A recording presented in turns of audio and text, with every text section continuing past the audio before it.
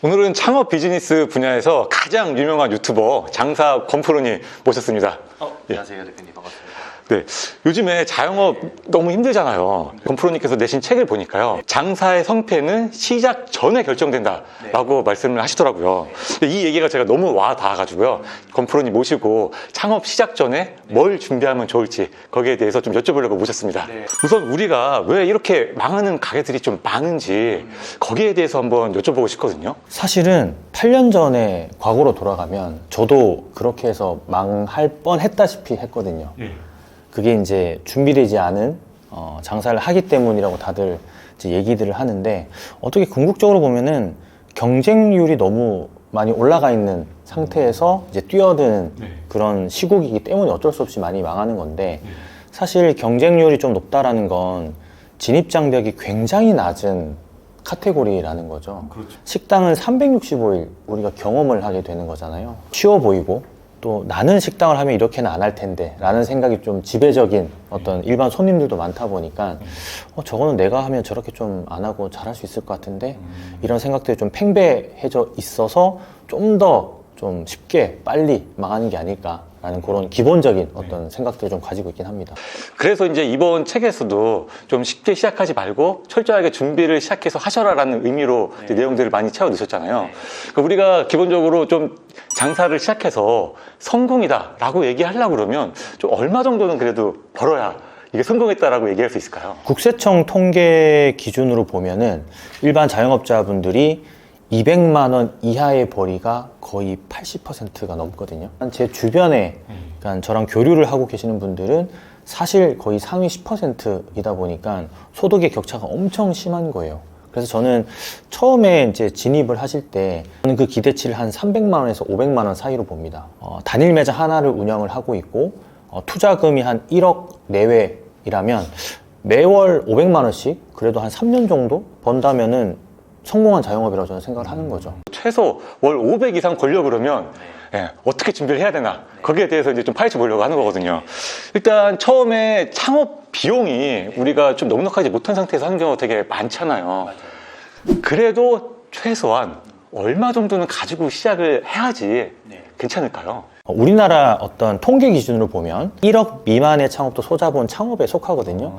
근데 그런 분들이 가장 많고요. 저는 개인적으로는 정말 소자본 중에 소자본으로 창업을 하시는 게 오히려 더 성공 확률이 높다.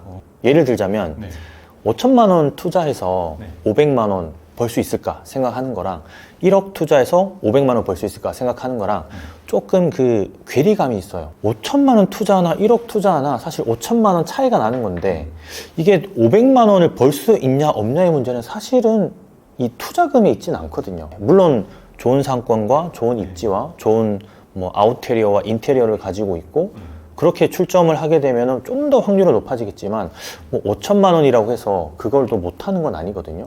저는 투자금에 따라서 벌어들이는 금액의 차이는 있다고 보진 않고, 만약에 예를 들면 1억 있으면 5천만 원으로 한번 해보고 안 되면 중간에 바꾸시거나 다른 데 5천만 원 출점을 하시는 게 훨씬 더 좋은 판단이라고 생각은 합니다. 야, 그럼 5천만 원만 있어도 충분히 창업해서 성공할 수 있다. 심지어 1억이 있어도 1억 다 쓰지 말고 5천만 가지고 창업을 해도 충분하다라고 생각을 하시는 거네요. 제가 운영하는 그 아카데미도 있는데 자영업 아카데미 어떤 분들이 오시냐면 땡땡 프랜차이즈 월 매출 3억이 나오는 거를 제가 5억 정도 인수를 하려고 합니다. 아니면 땡땡 어떤 매장인데 1년에 뭐 10억 매출 한다. 근데 제가 이거 권리금 2억 5천인데 지금 살려고 한다. 이런 분들이 많이 오시거든요.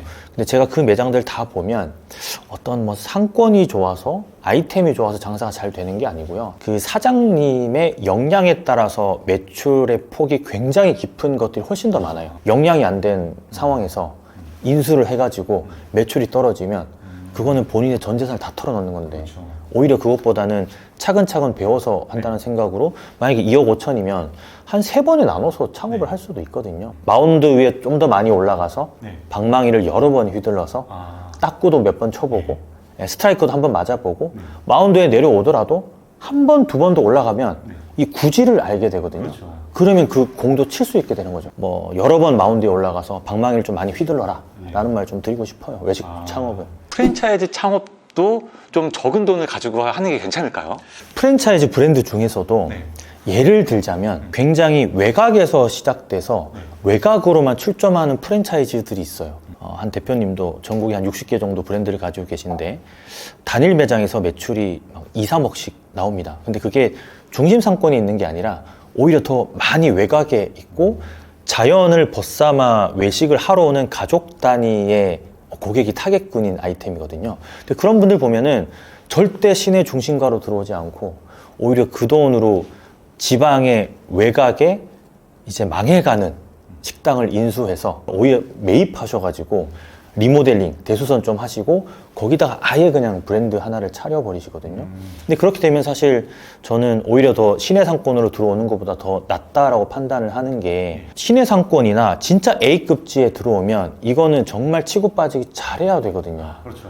아이템도 많이 좀 차별적으로 좀 봐야 되고 그런 보는 선관이 있어야 되고 프랜차이즈라도 프랜차이즈의 어떤 아이템이나 성격 종류에 따라서 외곽지에 오히려 더 외딴 데다가 차려야 되는 그런 브랜드를 선택을 해서 나가시는 것도 좀 더 좋은 선택이 될 수 있다. 물론 자본금이 많으신 분들은 소자본 창업을 하는 거에 있어서 성에 안 차시는 분들이 있어요. 성에 안 차시기 때문에 자본도 투자하시고 또 본인의 그 자존심, 자존감이라고 하죠.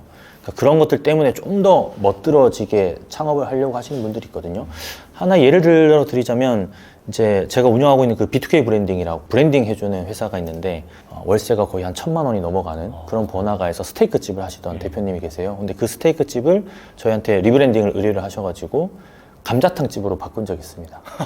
내가 그래도 하고 있는 업종이 스테이크면 어디 가서 얘기하기도 편하고 좀 더 있어 보이잖아요. 그런데 감자탕 집으로 바꾸는 순간 어떤 나의 사회적 위치도 떨어지는 그런 느낌을 받을 수 있단 말이죠. 그럼에도 불구하고 어쨌든 저희는 사업을 살려야 되기 때문에 그렇게 감자탕으로 교체를 한 적이 있는데 실제 스테이크 때보다 매출도 훨씬 잘 나오고 한꺼번에 뭐 5명, 10명이 들어와도 스테이크는 난리 나거든요, 주방에서. 그런데 이제 감자탕 같은 경우는 그냥 화구에 그냥 올려놓고 끓여서 나가면 되니까 여기에 또 엄청 만족을 하시더라고요. 본인의 어떤 가치, 기준이나 이런 것들을 좀 더 사업적으로 더 많이 생각해서 그냥 하시는 게 더 좀 좋지 않을까. 이번 책에서도 나와 있는 내용이 그 장사를 좀 오래 하신 분들보다는 조금 더 초보자 입장에서 써주신 내용이 많은 것 같더라고요. 초보자, 그러니까 예비 창업자분들이랑 20평, 30평, 40평, 50평 정말 동네에서 장사를 하고 있는데 좀 어떻게 하면 잘할 수 있을까? 어떻게 하면 마인드 개선을 할 수 있을까?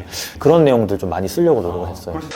그럼 만약에 초보 창업자인데 돈이 좀 너무 부족한 거예요. 그래서 나는 좀 투자 유치를 받거나 동업을 해서 그 돈을 좀 충당을 해서 하겠다.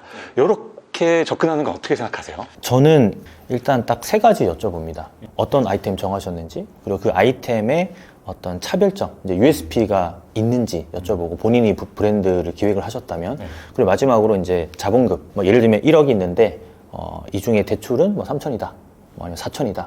그러면 이분한테 저는 준비 안 됐다고 명확하게 말씀을 드리는데 동업도 대부분이 플레이어의 문제 때문에 와야 되는 경우를 저는 너무나 많이 봤어요. 가장 잘 되는 동업 케이스는 돈을 투자했더라도 본인이 간섭하지 않고 100% 한 사람에게 다 맡기거나 더러 잘 되는 경우들이 있습니다.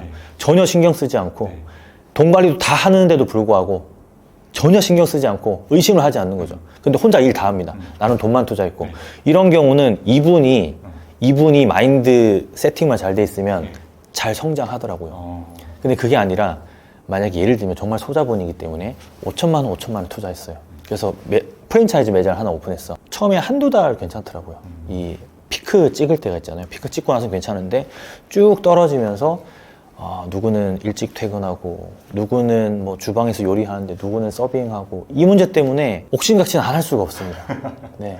이게 너무 그런 게 주변에 너무 많이 보다 보니까 동업하신다고 하시는 분들이 있으면 그 두 분의 플레이어의 어떤 역할을 먼저 물어보는 게 좀 가장 많은 것 같고 대부분은 제가 하지 말라고 말씀을 드리죠. 소자본 창업을 해서 매장을 성공을 시키려면 뭐부터 준비를 해야 될까요? 다들 이제 아이템을 먼저 찾으시는 분들이 많은데 저는 아이템보다는 상권이랑 입지를 가장 먼저 보는 편이고요. 그리고 그분이 어떤 성향인지가 가장 중요한 것 같아요. 예를 들면 점심 장사에 주력을 두는 아이템을 선택해서 잘 맞는 유형이 있고요. 주점 같은 또 새벽까지 일하는 걸 선택해서 잘 맞는 성향들이 있으신데 주점이 오히려 어떻게 보면은 지금 시대에서는 좀 더 수익률은 좋아요. 좀 트렌드가 좀 빠르다 보니까 빨리빨리 기민하게 대응하시는 분들은 이게 괜찮아요. 그때에 대한 어떤 폄하를 하는 건 아니지만 좀 나이가 지긋하신 분들이시거나 아니면 5, 60대 분들이 이런 주점 창업을 하셨을 때 기민하게 따라가지 못하는 경우를 좀 자주 봤습니다. 그러니까 새로운 안주를 개발한다라든지 아니면 트렌드로 떠오르고 있는 그런 식재료 아이템들을 잘 사용하지 못하고 너무 쇠퇴하고 있는 아이템이나 뭐 메뉴들 이런 거를 가지고 계속 영업을 하시는 분들 봤거든요. 상권이랑 입지를 먼저 좀 확실히 확보하고 난 뒤에 그리고 나서 좀 아이템을 저는 선택하는 게 훨씬 더 좋다고 봅니다. 근데 건프로님 이번 책에서 좀 보니까 되게 의외였던 게 하나 있더라고요. 상권보다 훨씬 더 중요한 게 있다라고 말씀을 해주셨어요. 매장의 USP, 그러니까 브랜드의 USP라는 거는 메뉴적인 USP가 될 수도 있고 아니면 입지적인 USP가 될 수도 있고 아니면 진짜 모두가 안 된다면 사람적인 USP도 있거든요. 그러니까 상권도 별로고 입지도 별로고 아이템도 별론데 사장님이 워낙 뛰어나셔서 또 장사가 잘 되는 것들도 있어요. 예를 하나 들어볼게요. 10년 전에 포항에 다미촌이라는 곳이 있었어요. 소맥을 말아주는 사장님이 계셨어요. 근데 그 집이 무언가 특별한 게 없었거든요. 근데 10년 전에 그 영상이 유튜브에 올라오면서 그 사장님이 소맥 말아주는 막 그런 영상이 있습니다. 그것 때문에 그 집이 대박이 났거든요. 그러다 보니까 방이동에 있는 참치집들 이런 것들이 따라하기 시작했어요. 그래서 몇 군데, 전국적으로 몇 군데 그렇게 소맥을 말아주는 곳이 있거든요. 그런 데는 무언가 특별한 메뉴가 있다거나 인테리어가 뛰어난다라거나 아니면 뭐 입지적으로 엄청 좋은 상권이 아닌데도 불구하고 사장님의 어떤 차별화된 USP 때문에 장사가 잘 되는 거라서 저는 모두 다 안 된다고 치면은 사람만 바뀌어도 장사 잘 될 수 있다.